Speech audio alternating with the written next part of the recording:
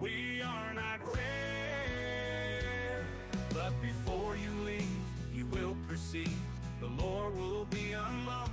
You might be stalked by a Sasquatch or a ghost witch, possibly even a ghost that will boast about knowing the Ohio Grassman or even the Michigan Dogman. Werewolves hunt, poltergeists are up front, but in these backwoods folklore is unlocked.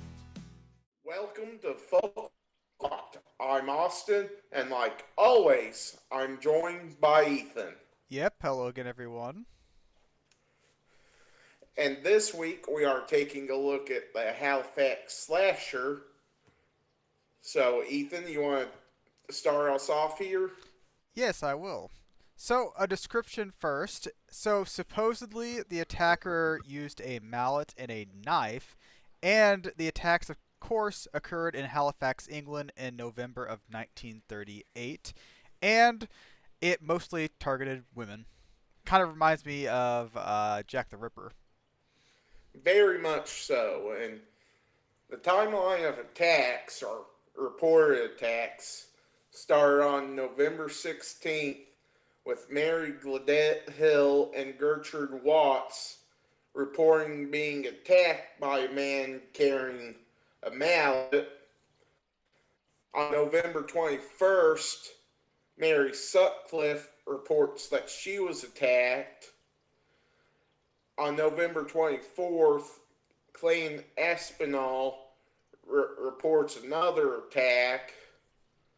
On November 25th, Percy Waddington and Hilda Lodge were attacked in separate cases, as well as Clifford Edwards being attacked by a vigilante group.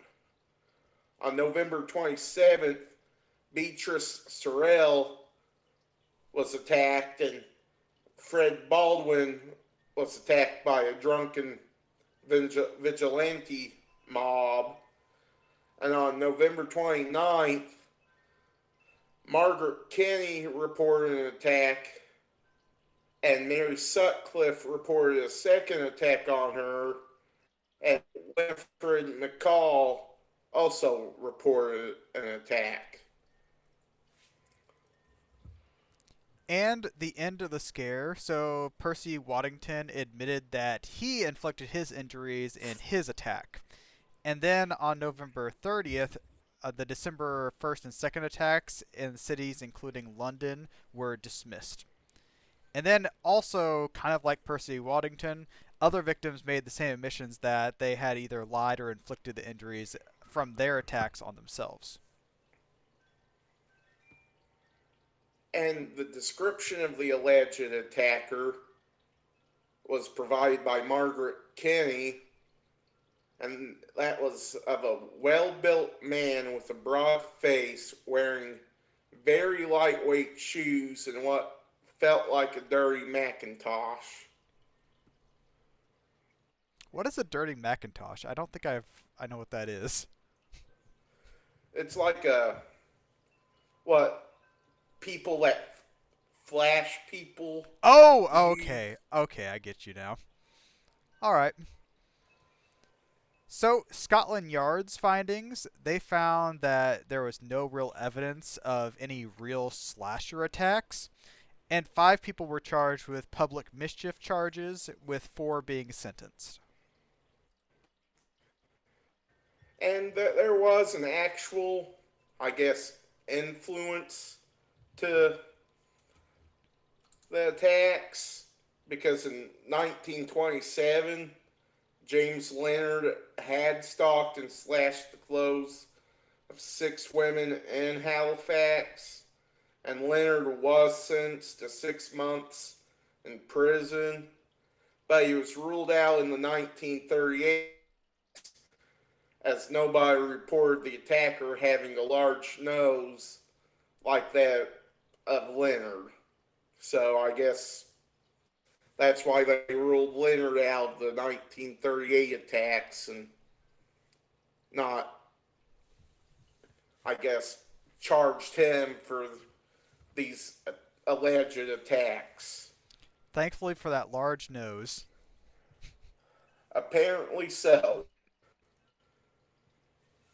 And then on the our thoughts, kind of a quicker episode, but I think it was more than likely mass hysteria and fake attacks that was based loosely off of Leonard's attacks 11 years before. So, and this was at like the beginning of World War II, so kind of similar to the Mad Gasser of Mattoon, which we have covered previously. So, if you're interested in that, go watch that episode. Yeah, I also think that the attacks were fake, especially since hearing multiple of the victims admitting that they lied about the attacks or possibly inflicted wounds upon themselves. And it does make sense since it was around World War II, mass hysteria going around, kind of like we talked about. So that's why I kind of think that it's fake. And really, it seems like Leonard might be the real Halifax Slasher. I mean, even though he just slashed clothing, I don't think this one actually exists. Yeah, Leonard was the real Halifax Slasher, but not in this case. Mm-hmm. And with that, that's all we've got for this week.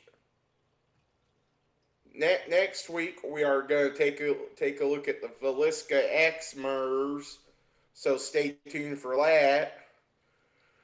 And with that, thank you for watching. If you're on YouTube, leave us a like, comment, and subscribe. And if you're on Spotify, leave us a comment and follow. And any last words, Ethan? Just thanks for watching, everyone. We'll see you next week.